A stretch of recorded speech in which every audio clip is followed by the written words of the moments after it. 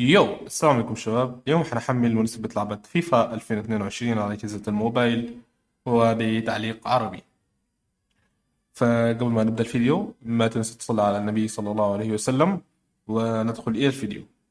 أول شيء حنحمل ملف اللعبة وندخل ونثبته بشكل طبيعي. الرابط موجود في الوصف، فحضغط على كلمة تحميل وحيبدأ معك التحميل بشكل طبيعي. اوكي انا محمله، فحتقوم تحمله وتثبته. بعد تحميل وتثبيت حندخل الى اللعبة. EA Sports. It's in the game. حيطلب مننا تثبيت بعض الملفات، نضغط على تأكيد تنزيل.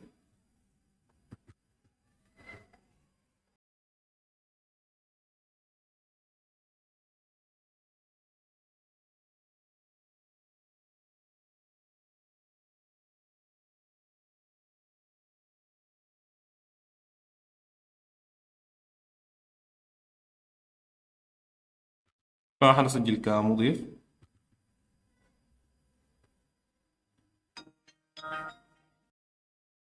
بعد دخول اللعبة فحنبدأ ننزل التعليقات الصوتية باللغة العربية. فحنضغط على إعدادات، بعدين إعدادات الصوت، بعدين حنختار اللغة العربية، حنضغط على تنزيل وحنضغط على بدء. فحننتظر لحد ما يتم تحميل بشكل كامل وحرجع لكم تاني. بعد انتهاء التحميل حندخل اللعبة ونجربه معكم. كثيرة. فريق أرسنال يواجه البلوز تشيلسي. ضربة بداية الشوط الثاني عند أرسنال.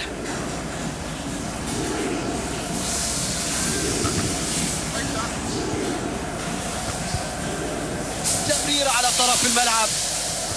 شوف المساندة. رمية تماس لصالح الجانرز.